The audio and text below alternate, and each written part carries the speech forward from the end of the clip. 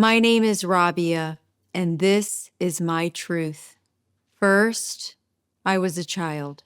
Then, I became a woman. Now and forever, I am a goddess.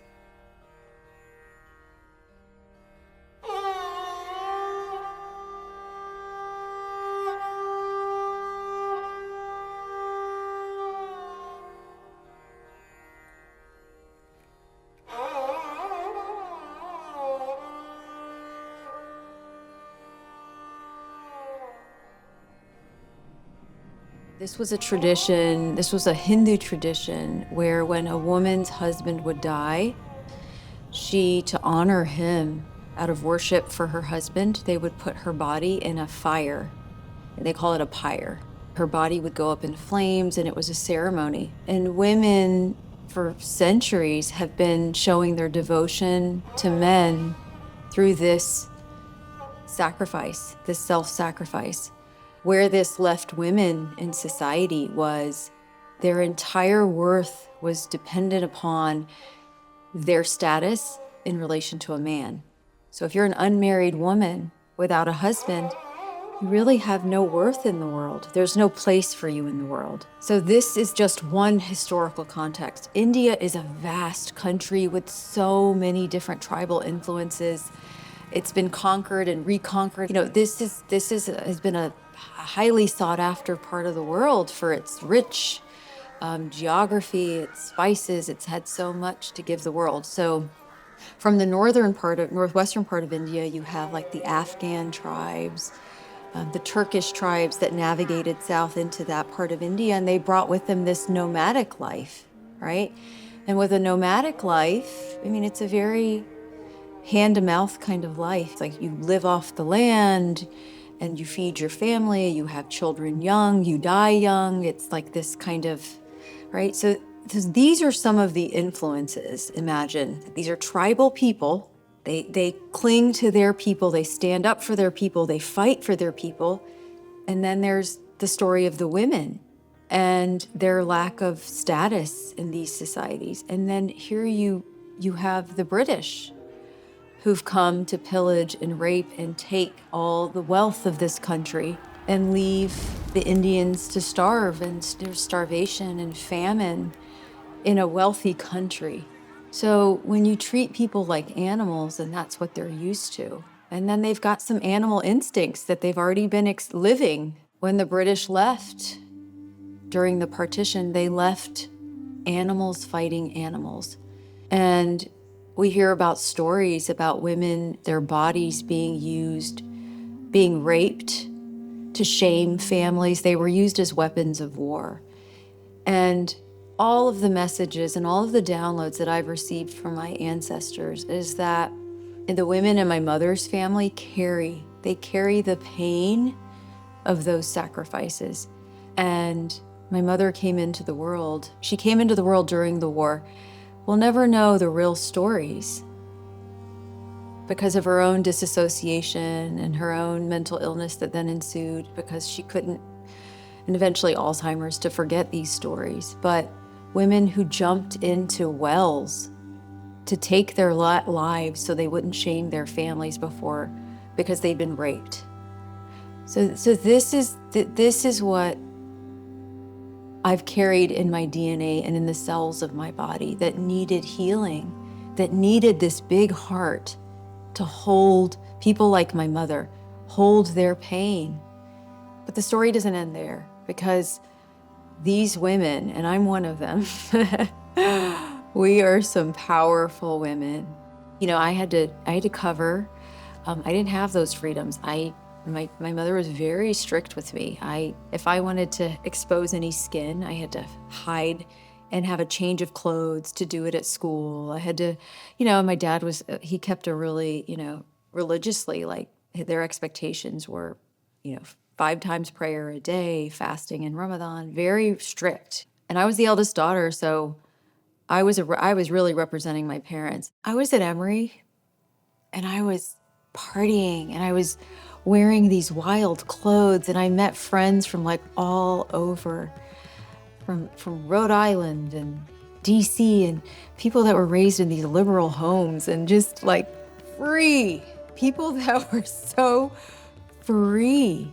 But still, I mean, good people, not like the non-believers that I had been raised to believe that if someone's not Muslim, you've got to put a wall up. You can't be influenced by their rogue way of being in the world. And but I was at the height of this like joy and exploration and partying and drinking and dating and just, oh my gosh, I didn't even understand where I'd arrived. And my parents caught on to all this freedom, and it pretty quickly came to a halt. I was dating a guy named Peter, and I thought that if he converted to Islam, that would be, a kosher thing. I could like at least introduce him to my parents. And in my like crazy little head, I thought maybe one day that maybe we could get married. And I brought him home and I brought him to the top of the stairs from the garage. And I don't know, it's like I was just in this really idealistic state. My dad took one look at him and he looked at me. He said, "This is not a whorehouse." And that rage filled him and his eyes got beady. And I looked at Peter and I said, "You need to go." And that was it. And it wasn't too long after that, I was arranged. And I got my marriage arranged at 21. And I had been meeting suitors. I mean, it's a joke at this point. I had been meeting them by puberty.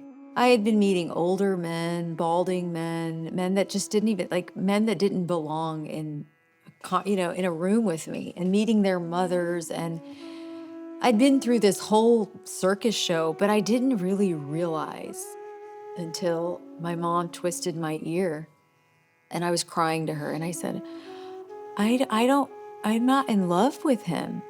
Like, I don't want to marry him. And she twisted my ear, and she would, and she said that I'm lucky that a Muslim man is willing to marry me because I'd lost my virginity. And this was my opportunity to redeem myself and be okay with God. And it's like all that fear just filled my heart again. And I was like, okay, if I can do this, then maybe I'm okay. Maybe the rest of my life will be okay. Maybe I went too far in college. Maybe I've earned God's wrath. I did some really crazy things, but I was heartbroken. But then I learned how to make the best of it. There's a lot of things to look forward to in getting married. I got to leave my parents' home. I didn't have to deal with my mom and dad and what they had going on. I didn't have to be in this strict religion. I didn't have to follow it. Born and raised in America, he was very progressive as far as coming from my home. Like, he went to college here. He went to med school here. He, went hiking in Colorado. Like, he did the American things. I know that we were supposed to get married. I know that we were supposed to have our children. I know we were supposed to go through the things we were supposed to go through. Like, I know that. I know that he, to the best of his ability, loved me. He'd found this beautiful wife. He had set up this big home. He was providing. He had played his cards. He was supposed to have this family, this wife that listened to him and did what felt right, that felt right for him. And he was supposed to have children that obeyed him. And he was supposed to have parents that respected the life he'd built. And I've been volunteering at the mosque. I'm teaching at the mosque. My life is Islam. I was living in a brainwashed, repressed, broken, confused, disorderly, and disoriented place in life. Completely inauthentic to who I am. I went into heart failure when I was 27 during my son's delivery. Like, my body was screaming at me. Like, I wasn't okay. But my sister, all the freedoms that I wanted to experience, I could vicariously experience them through her. And so I did all the things that I think back, like, I had graduated Emory and had my job, but I took her to Vegas when she was 15. She told me about the boys that she kissed at school.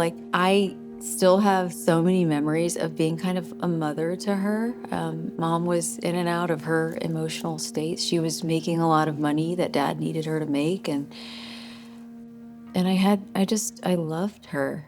I loved her like she was like a doll that I would dress. But I was a 7-year-old mom. I watched her grow up. It's like I raised her. So I was a vault for her.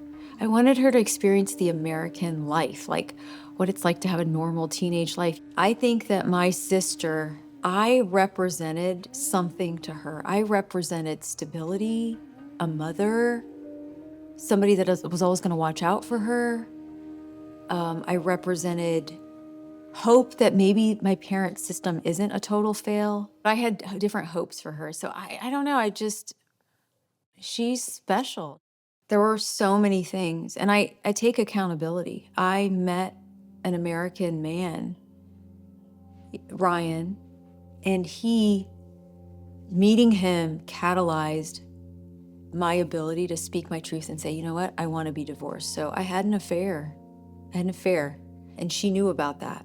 But more than that, I think my desire to step into like, I need to take care of me now. I've been taking care of you, and then I've taken care of these 2 children. I've taken care of a husband, and I've taken care of our mother, and I've taken care of our father. And like, I need to take care of myself. And that I think is another thing that it was meeting Ryan.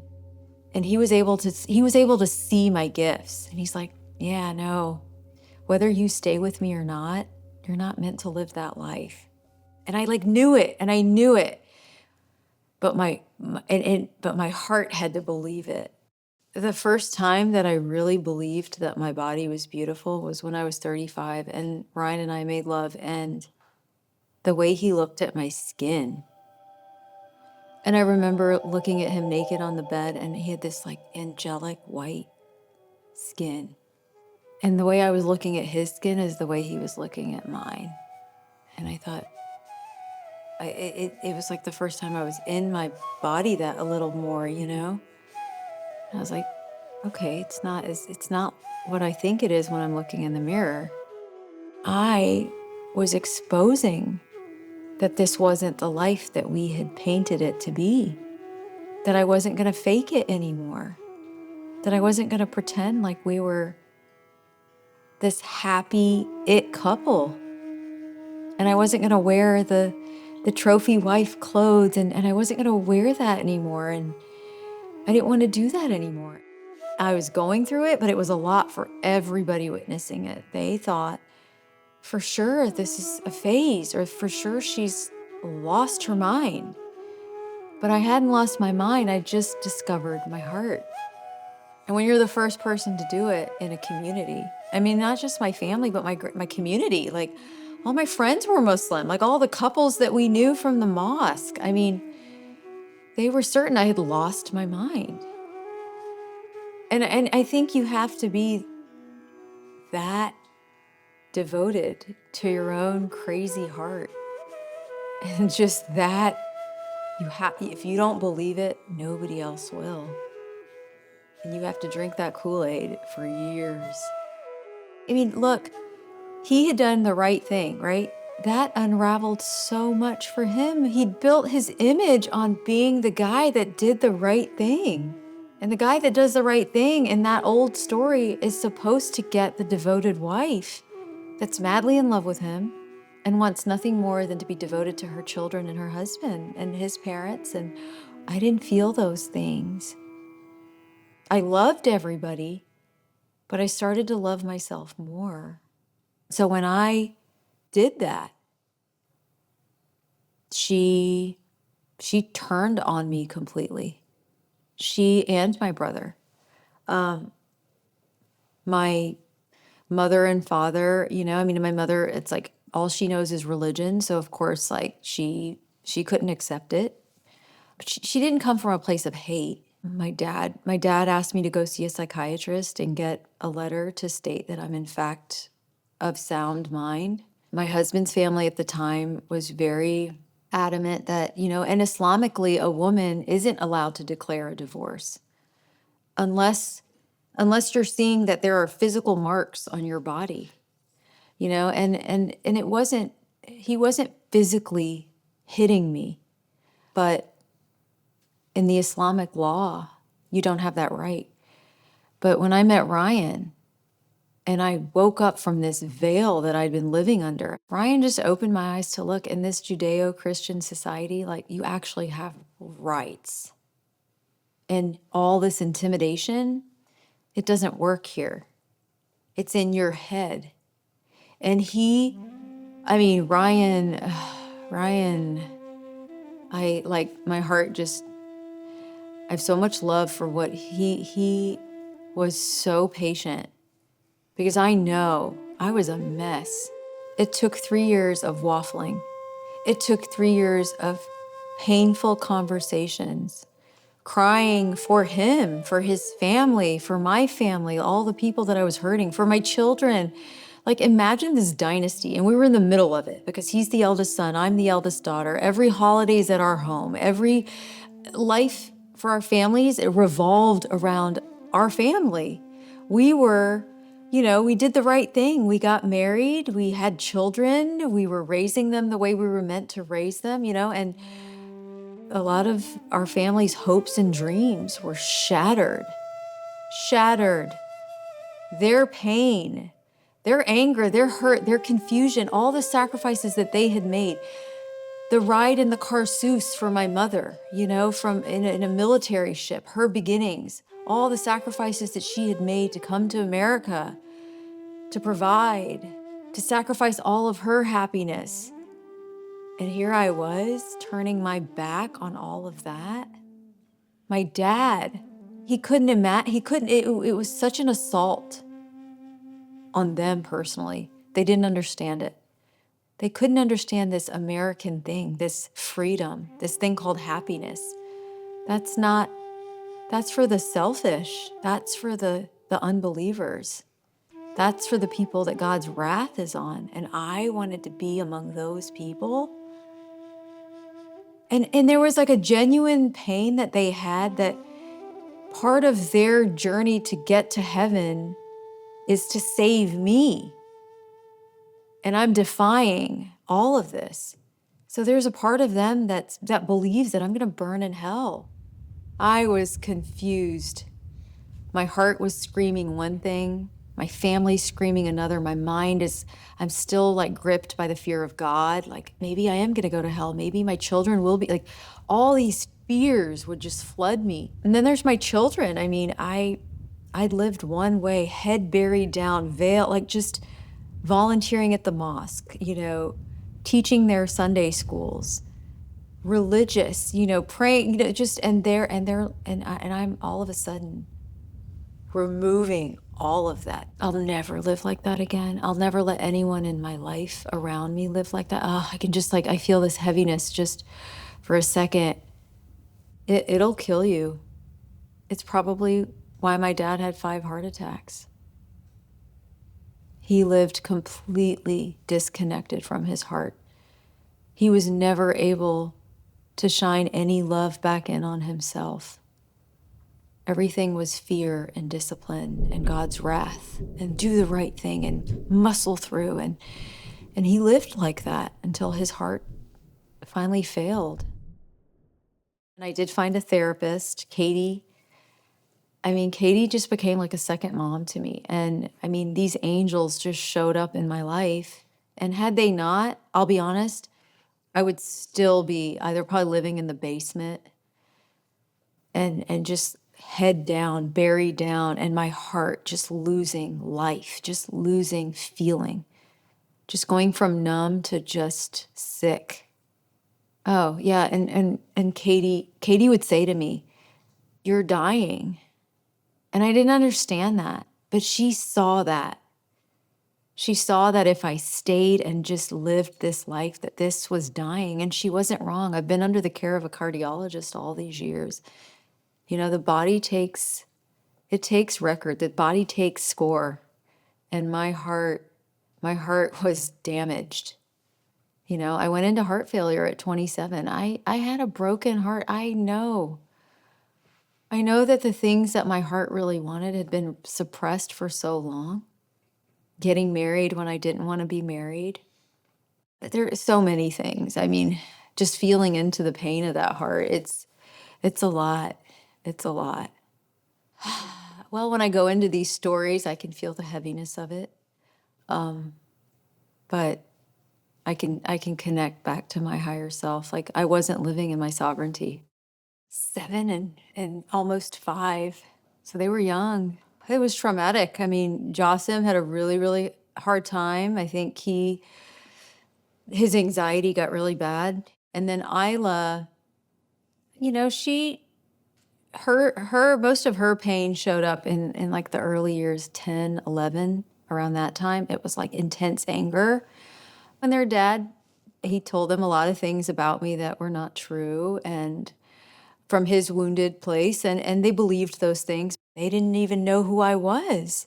Like, who is this woman who's coloring her hair blonde and is going down to Peru, to Machu Picchu, and then coming back and taking up international Latin ballroom dancing, and all of a sudden she wants to be in her body and she doesn't want to wear all these clothes. I mean, it was a lot for me, and I was really sad. I was sad for all the people that I hurt. But that there was always this, my heart wouldn't stop pulling me in a direction. And if I just answer the call of my heart, it's like the next big thing would happen. And I, through meditation, connected with who I am without all the noise of my family and all the words I've been called, and my sister never speaking to me and making me a bad, horrible person, and my brother not speaking to me. I thought, no, I'm actually way more than a decent person. I actually have a lot to give. Maybe they're not the people that are able to receive from me right now, but I have a lot to give. And well before that trip, I'd already started working as a therapist, and that was a place for me to shine my heart on abused women, teenage girls that were abused. I was able to connect with people in a big way, and I was able to shine my love on them. There's this calling that I just get where I know I'm supposed to go learn that next lesson. And I can't stop it. It comes like a flood. It's like this flood of just momentum that I cannot stop. It's like a fire that consumes me. And now I know what it is. I know it's all of this ancestral support to move me in a direction. There's a lot more to do than Latin ballroom dance and be in love. There's just a lot more stuff that's coming. And I can't get into my old paradigm or my old mindset that's like, no, it's about just starting a family right now. That's not my mission. That's not what it is for me right now. Settling down is not the mission right now. But receiving love and allowing love and kindly exchanging love, that's critical. And I do that openly. I'm in a wonderful relationship right now that fills my soul, that's equitable, that holds space for all of my gifts. And when it doesn't, that I speak my truth and I get distance, because I have to maintain me. And I believe in my soul and in my spirit. And whenever I connect with my psychic abilities, they're yogic and Vedic ancestral messages come to me and through me. So once I've released living, and I renounced my faith. When at 35, I renounced Islam, and I said, this isn't the way this is practiced. I announced it to my family. I don't live this truth anymore. This isn't my life. And of course, when I walked away from my religion, of course, that meant walking away from my family, and we didn't speak to each other for years.